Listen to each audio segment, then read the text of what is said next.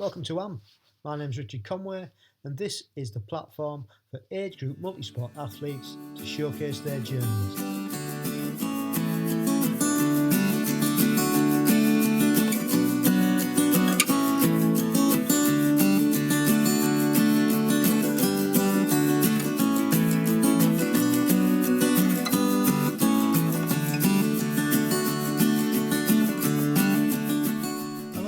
Welcome to episode 22 of the Age Group Multisport podcast with me, Richard Conway. I hope you're keeping safe and well, and I hope your training's going okay. This week I've done monthly FTP test, and unfortunately it didn't go so well. I was down 5 watts, which is a bit of a downer. We've had a bit of snow in Lincolnshire also, so even though it's a bit sketchy on the footpaths and the roads, still managed to get out and do a nice long math run and a bit more as Zwift, and then did some hill repeats yesterday. So not all in all, with some strength sessions and some yoga, not too bad of a week for training. Weather's been, like say, snowing and very wintry and cold, so stayed indoors where possible. Got myself a skipping rope, that was the other thing. Oh, and a massage gun. I thought there's so much going on with these massage guns, I thought I'd get one and see what they're like for recovery, and I've got to say, pleasantly surprised. Yeah, it's a nice bit of kit. Feel totally relaxed after you've used it, especially on the little bits that niggle and are a bit sore. Mrs. C's even got hold of it, and she's given it a go, and she likes it as well, so we're vying to see who gets to use it first of an evening. So we've used it nearly every evening since we've got it, so it's pretty good. Skipping rope, I thought I'd get one of those. I haven't had one for a long time, and I thought as the pain cave's a little bit cool in the evenings when I do some strength sessioning, I thought it'd be a great way to warm up. So yeah, started with that, so that's good. Nice to get back into a bit of skipping. Well, hopefully the snow will clear this week. We forecast a bit of rain, and we'll get rid of all that, so the conditions for running will be a little bit better, and maybe even get out on the bike. So that would be good. On episode 22, we chat to Kate Cadbury, who is a physiotherapist and a Pilates teacher. Kate is from a non-sporting background. She never did any sports as a kid other than ride a bike with a family and go on long walks. As she said, she was too interested in eating crisps. But that hasn't stopped her, and it culminated in reaching the podium in 2019, where at Pontevedra she claimed the bronze medal for her age group, which is a fantastic feat. So I hope you enjoy Kate's story, and we shall see you on the other side. How are you? Yeah, all fine, thanks. Yeah, we're all good. We're quite lucky in that we've been able to carry on working as physios, so we've got our own physio practice. So a bit nerve-wracking when it all first kicked off, but it's been really good. And then obviously I do all the online Pilates and stuff, so that's kind of transformed that. And then the kids are at school, which is always a saviour, because we had one week with one of them home because his teacher tested positive, but it was pretty hellish, to be honest. It must be tough. I mean, myself and my wife, like, obviously our kids are up and gone, and one's 26, one's 24 now, so they're up and away. But we're so pleased that we didn't have them hanging around now, because it must be really hard work. Really hard. Oh, I know. I feel so sorry for the parents trying to cope with it and juggle a job and work from home, and it's just a nightmare, isn't it? But it's all positive for it coming out the other side now, isn't it? We're getting the vaccine rolled out, and there will be light at the end of the tunnel. Let's keep our fingers and all stay safe, and just keep training and keep our mental well-being going. Exactly. That's all I can say is thank God for exercise, to be honest. Absolutely. So we find you in Poole, Dorset? Yeah, from Dorset, yeah. So grew up in Dorset, and we lived in New Zealand for a couple of years, working over there as physios, and then been back here now for 15 years. So love it down here actually. I saw your photographs on Instagram, and it does look gorgeous. I've never been to Dorset. I've been to Cornwall when I was a lot younger, but beautiful part of the world. Oh yeah, it is. So you'll have to come down. Let me know. Yeah, well, it's on our bucket list actually. One of the places we've got a VW camper van, and one of the places that we want to come down to. So, yeah, one day. Oh yeah, definitely. Yeah. So well done for setting all this up. That's great. Yeah. Well, again, it was inspired from COVID and lockdown. To be honest, I mean, I'd had the idea for quite some time, like I've said before. Yeah. And I've never done anything like this before.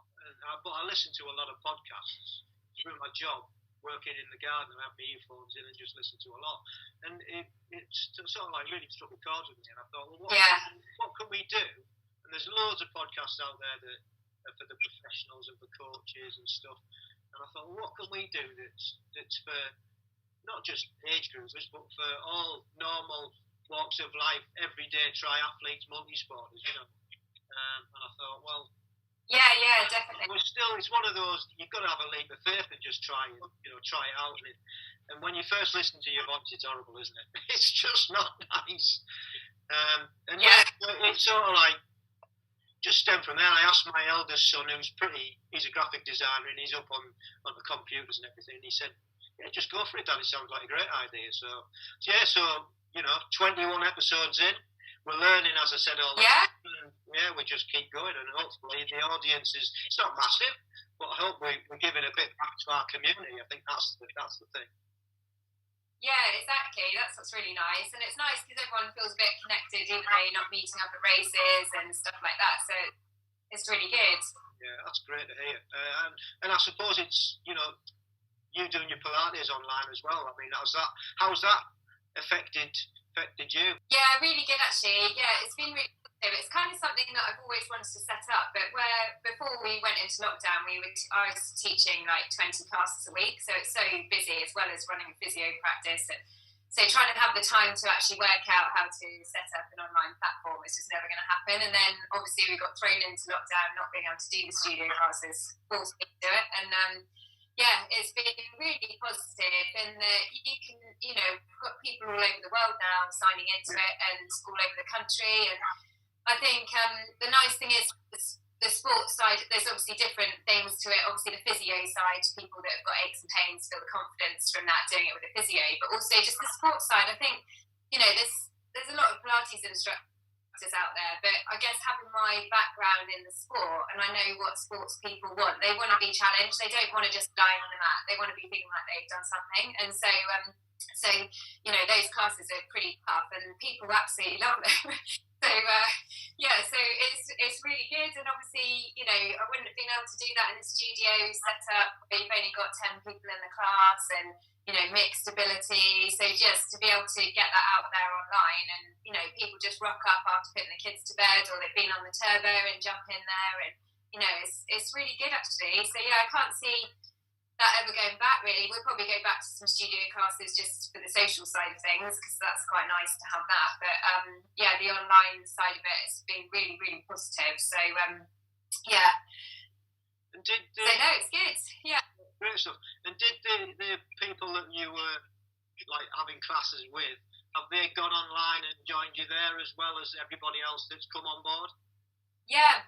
So all of them have transferred across. There's a couple that have dropped out just because situations, I don't know, if you've got a small house and you've only got the lounge or the kitchen to do it in, and the kids are in bed. I don't know, just a few people just with logistics haven't got into it. But generally everybody's jumped across. And then there's a proportion of people that want to get back to the studio, I guess, from the social side, like the older people where that's their highlight of their week and going for coffee and all of that. But a lot of the younger people, like my age group, where you've got kids and life's pretty busy, they just feel the benefit of being able to do it at home, and then also they can access all the other classes through the week as well. So if they can't make the Monday night, they can swap, do another night, and so it gives quite a bit of flexibility. So there's so generally everyone's pretty much come across, give or take a few, and then lots more from all over the place are joining in, which is great. Some good things have come from this, you know what I mean? We've adapted, haven't we? And people like yourselves have definitely adapted. Oh yeah, it's amazing the amount of online things that are about now that weren't there before. It's just, but that's the way it's had to go, hasn't it? So brilliant. Yeah. Sorry, no, they're saying we've advanced in technology by about 5 years through this. So good. Yeah. So thank you ever so much for coming on to AMP. Really appreciate you reaching out and want to be part of it. No, not at all. No, thank you for having me. I really can't do it without you guys, as you know. So if you want to, we'll usually, like we normally do, we'll start off with your background, growing up as a child and what you did. Yeah, so as a child I wasn't particularly sporty, to be honest, have to be honest with that, and I think I was more interested in eating salt vinegar crisps than doing sport. Despite my dad trying to get me into every sport possible, he didn't really have much success. So I obviously did all the sports that you do at school, just more because you have to rather than overly enjoying them, to be honest. But, we were a relatively active family in that we would go out for country walks, and I grew up in the country, so, going out for country walks and, on our bikes and things, but never did anything with any degree of competition. But I guess within myself, I have always been, a relatively competitive person in terms of work and my work ethic, and that's where it's probably shone through as I have got a bit older. It was more when I went to university, really, where I started to get into sport. So obviously went to uni to study physiotherapy, and I was surrounded by lots of sporty people, and obviously the course was very much based around exercise, health and wellbeing, and so I guess I got inspired by lots of other students there, and met my husband there as well, who was really sporty, and thought, to try and impress him, I guess I'm going to get into sport as well. And it's good a reading as any, isn't it? Yeah, exactly. So that kind of got me into it a bit more. So I started going to the university gym, and then started going out for a few jogs, and then sort of developed from there as I went through the physio course. And then when I qualified, obviously working with a load of junior physios, and we decided to sign up to a charity 10k run around Poole Park. And so we just started off doing this run-walk programme along Bournemouth front, and we'd walk between the lampposts and then jog between the lampposts, and gradually built it up. And then we did the run, and I really surprised myself and actually did pretty well in it, and thought that maybe this is something that I wanted to get into. So from there I just got into more 10k races, and my times were coming down. I was feeling much more natural as a runner, and just absolutely loved it. So it became sort of a regular part of my exercise routine, running. But that was very much running. And then we went to work in New Zealand actually, and worked as physios over there, and obviously sports is a massive part of the Kiwi lifestyle, and we absolutely love that, like the life-work balance of exercising and working hard. So that was brilliant, and gave me an opportunity just to run in some absolutely beautiful places over there. So why did you go over to New Zealand then? What was just to sort of experience a different sort of life? Yeah, I think career-wise, it was really good. It's a really good place to practice physio. So they've got great concept in their physio side of things, and we love the way they sort of practice from a physio perspective. So it was a good thing for us to do for our career, and just to get the experience of living in another country before we settle down with children and things, and getting into that sort of lifestyle. So. So we did the ski season over there, working with professional ski teams, worked with professional rugby teams as well. It was an absolutely amazing opportunity, and sort of brought all the little Kiwi tricks and types of lifestyle things that they do, and tried to bring them back to Poole here. So what made you come home then? We decided, we were only meant to be going for 6 months, to be honest. We ended up staying for 2 years. Yeah. But we got engaged over there actually, and so needed to come back to to get married over here. And then I think just family really is the big thing. It's a long way away, and we're really close to our families, and felt that we didn't want to have that massive distance between us. But we've kept in touch with all our friends who've been back over there, and definitely got good links with New Zealand. So so we try and keep that big part of our life if we can.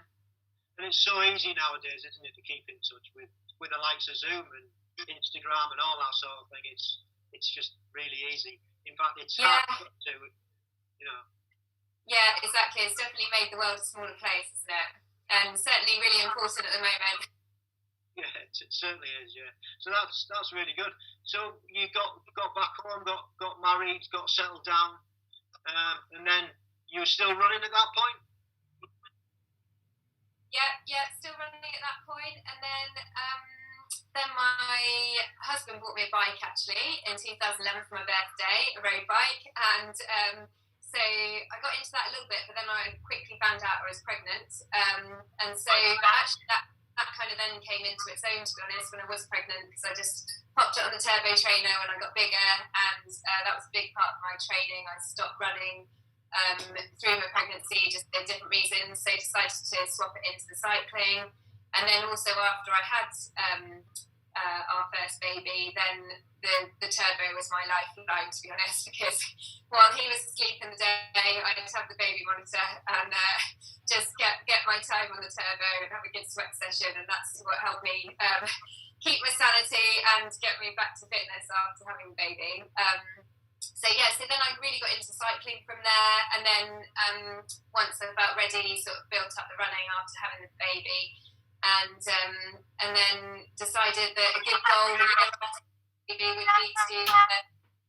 to sign up to a triathlon. So that's where I signed up to just a little local sprint triathlon, which is called Try a Try, and it was basically about trying a try, and it was a great thing to do. And there's all sorts of people with mountain bikes, and there's all sorts of levels of athletes doing it really, but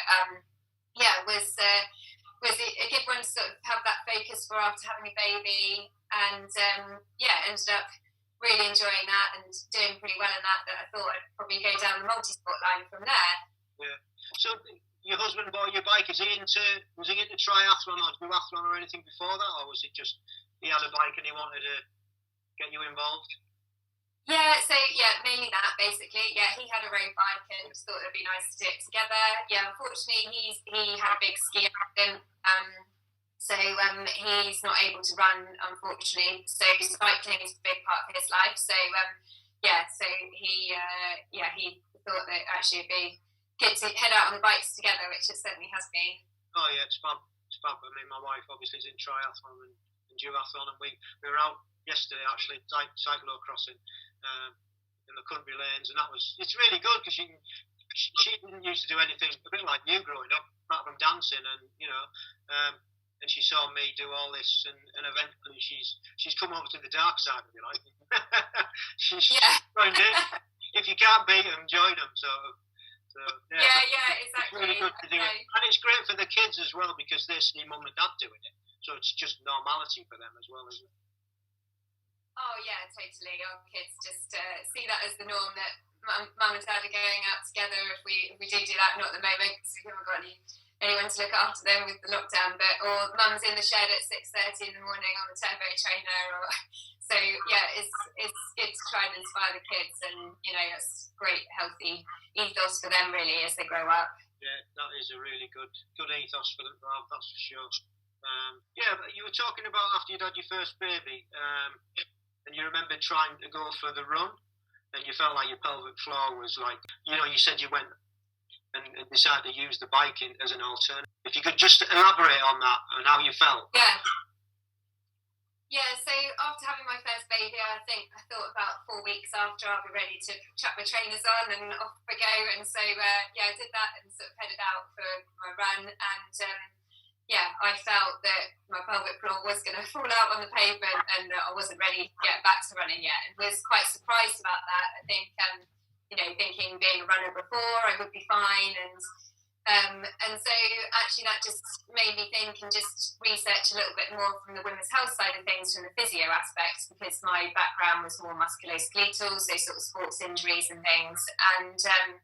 And so, you know, I've really sort of taken that on in terms of trying to help a lot of other patients and postnatal mums in terms of getting the correct management after having a baby. And I think, you know, we underestimate the toll it takes on your body having a baby, being pregnant for 9 months, then having the birth, and then having the recovery, you know, whether you're breastfeeding, the lack of sleep, that sort of thing. And I think, you know, trying to educate mums on that is really key, because I think we see later down the line the complications that can happen, and with pelvic floor problems, with back pain, you know, with all sorts of different complications that can arise. And actually, if you get that right management in the early days, it's so key for getting back strong. And I think I like to try and, you know, use my example to try and help others, because, you know, I picked up on it really quickly, and that's obviously being a physio. But I think lots of mums, you know, they get back to running and think it's normal to, you know, to be wetting themselves when they're running because they've had a baby. And it's common, but it's not normal, and it's something that definitely needs to be addressed. And, you know, and I hope that I'm kind of proof to mums that you can get back to activity without having complications, and I'm stronger than I ever was before I had kids. And, you know, I like to try and sort of carry that message on for other mums so that they get the right management themselves. Fantastic, yeah. Yeah, I mean, that's what I've picked up, and I think it's just worth, you know, people hearing that. You know, like say you're the prime example. So from your first, going back to your sporting journey, from your first multi-sport event, your triathlons, and you did a couple more, how did that develop? Yeah, so I did a few more little sprint triathlons, and then I was treating a patient actually who used to age group triathlon, and but he'd retired then, and he just said, "Oh, Kate, with your times, you should be thinking about trying to get into the age group." Had you come across the age group teams before? Only through hearing about him, so through treating him. Yeah.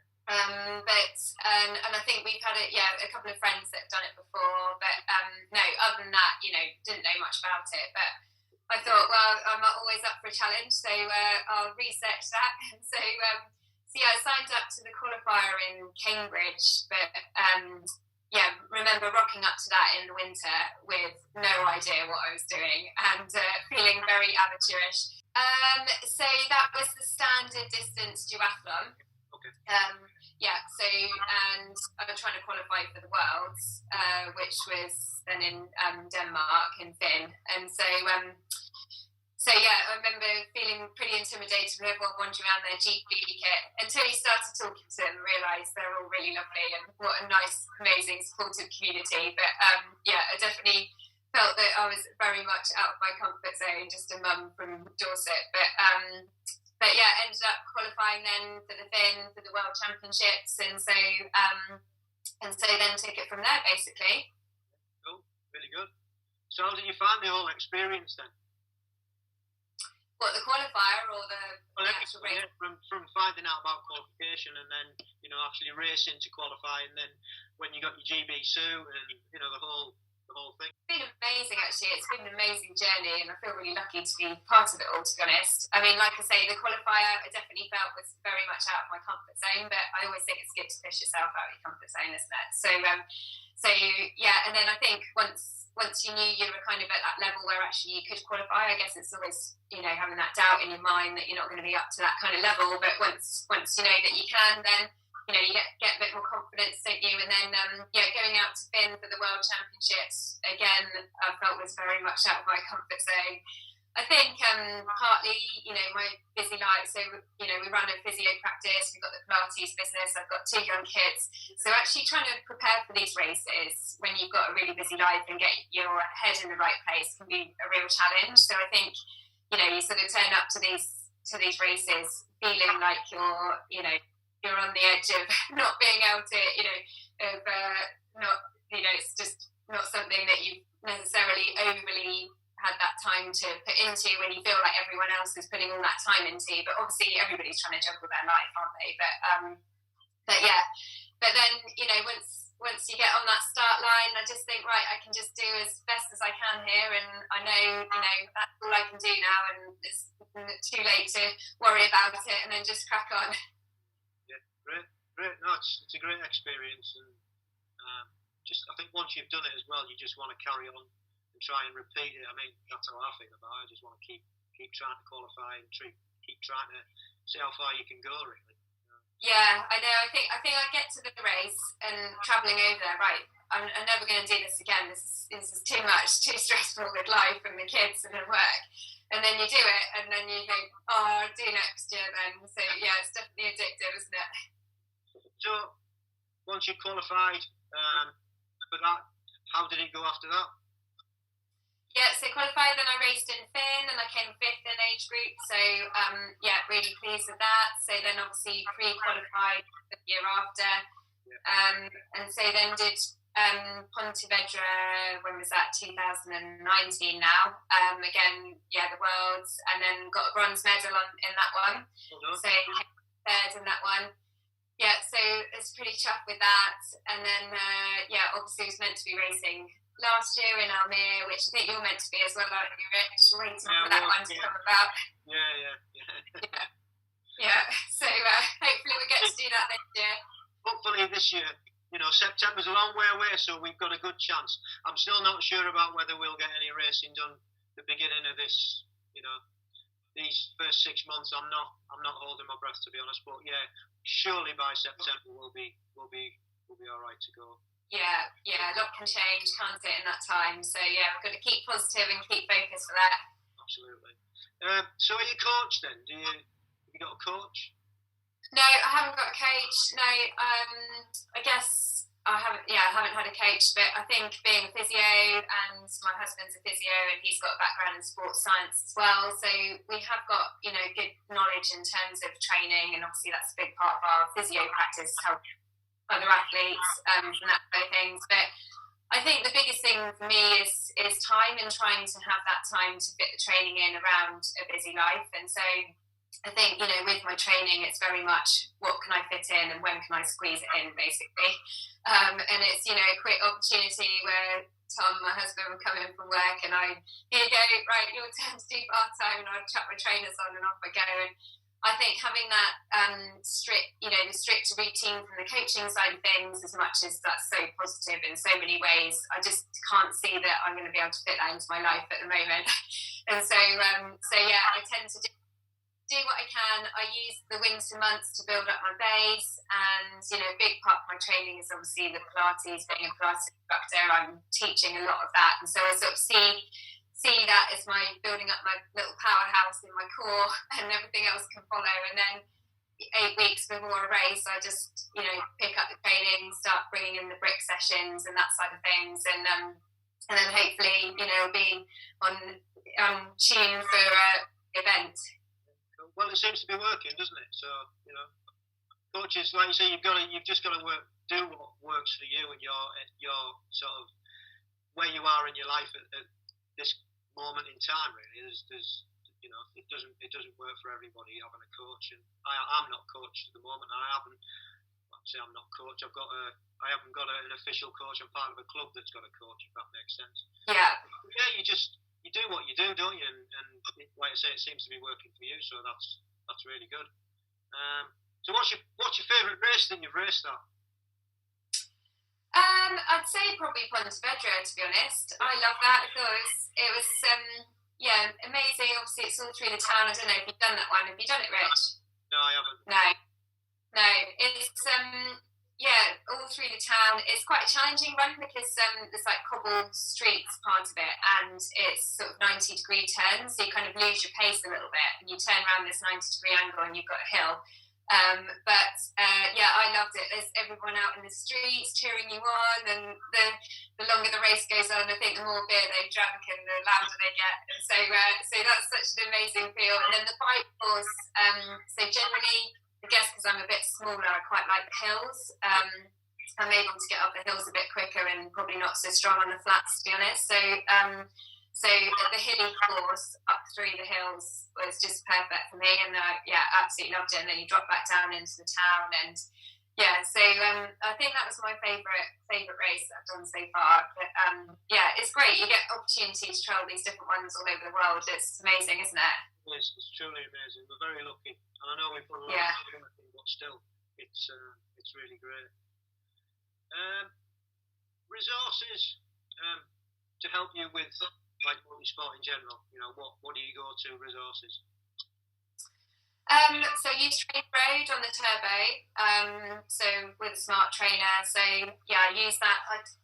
Again, I don't particularly follow the plans just because of times, and it's as and when I can fit them in. But I just sort of pick, you know, a VO2 max session, or you know, a sprint session, or a recovery session on that.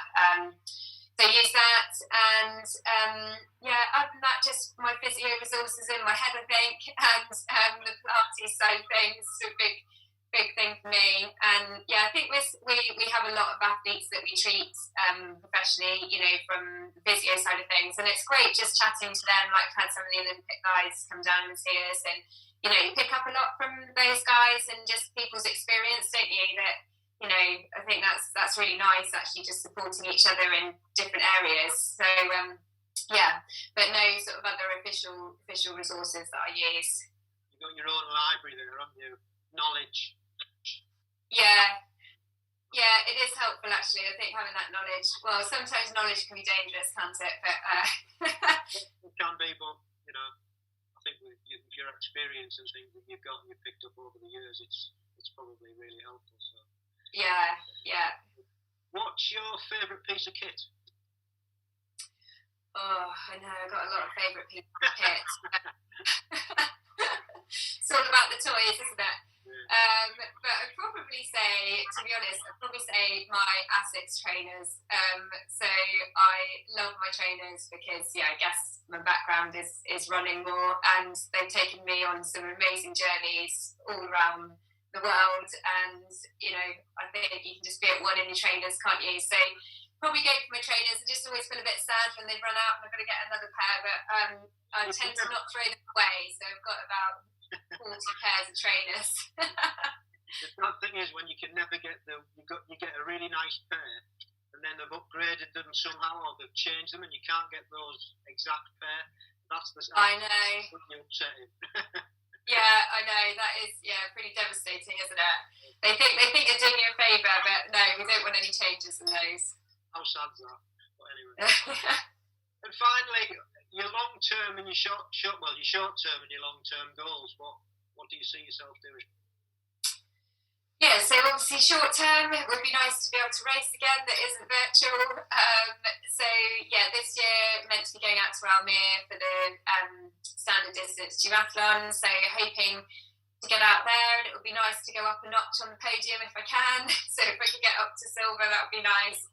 And then that would be my short term goal. Long term goal, so I'm turning 40 next year actually. So I'd like to do an Ironman. I know Corinne said that, didn't she? She wants to do one for her 40th. It seems to be a common theme. But doing an Ironman would be a good thing to tick off for my 40th, I think. So try and build myself up to that. Nice. Well, they're good.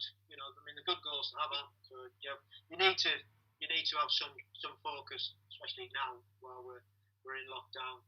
It's great to have goals to aim for. And so I think that's a great place to finish. If you want to plug your Pilates class that you do, and also your mindbodyonline.com. So Pilates is a big part of my training, to be honest. So I'm a great believer in that the stronger you are in your core, then I try to see that as my little powerhouse, like I say, and then you can improve your biomechanics, and you know, that's what's going to really help improve that power, and that's what's made a massive difference to my times, to be honest, is just getting that core strength. So I run online Pilates classes, so called Cadbury Pilates, and it's an online platform. So we've got a really popular class that runs on a Monday night, which is specifically for sports people, so runners, cyclists, triathletes. And it's all levels, so couch to 5K or professional athletes. And it's basically, you know, teaching everybody about how to get the core strong, So the abdominal muscles, the upper body postural muscles, the glutes, and talking about how that can improve your biomechanics, which is going to improve your power. So, and then within that platform, we've also got yoga. We've got yoga for sport. We've got HIIT and cardio, Pilates. So yeah, there's a massive range of classes that hopefully will be a great resource to keep everybody going. And yeah, obviously the fact that it's online, it's running all over the world now, which is great. Brilliant. Well, thank you ever so much again for joining us this morning. So really do appreciate it, because we can't do this without you guys. So, and it's been fantastic hearing your story. No, thanks, Rich. No, thanks for having me. It's been really great. Yeah, and it's been really great to listen to them all as well. It's really nice to hear everyone's story. Yeah, I'm glad you're getting something out of it, because I really enjoy doing them. So meeting you guys, it's just face to face is really nice. And when we meet up in Almere or wherever next, we'll know each other already. So that's you get to know people. So it's it's brilliant. No, thanks for what you're doing. Well, lovely to meet you. Brilliant. Really nice to meet you. Yeah, have a good day. Yeah, and you. Take care. Take care. Bye. Bye. Thanks very much, Kate, for your time. Great to have her on the show. I hope if Kate's experience resonates with you, you've got something out of today's podcast. And just to reiterate, Kate's Pilates is available at her website, and that's cadburypilates.com, where you can sign up and train with her online. And also you can find Kate on Instagram at Cadbury Pilates, and there's a link in there for you to take part in the classes. Well, that's it for another show. Thank you very much for listening. Hope you've got something out of it. And if you want to get in touch, please drop us an email at agegroupmultisportpodcast@gmail.com. You can find us on Instagram at amp_1967, on Facebook at ampgb, and you can find us on Twitter at Age Group Multisport Podcast. We're also now on YouTube at ampgb. You can find all the podcasts, and we also have our own website, which is agegroupmultisportpodcast.buzzsprout.com. And again, all the podcasts from previous episodes are on there too. If you've enjoyed this, please leave us a review, subscribe, send us your comments. It's always great to hear from you. And remember, stay safe, keep training, and love the process.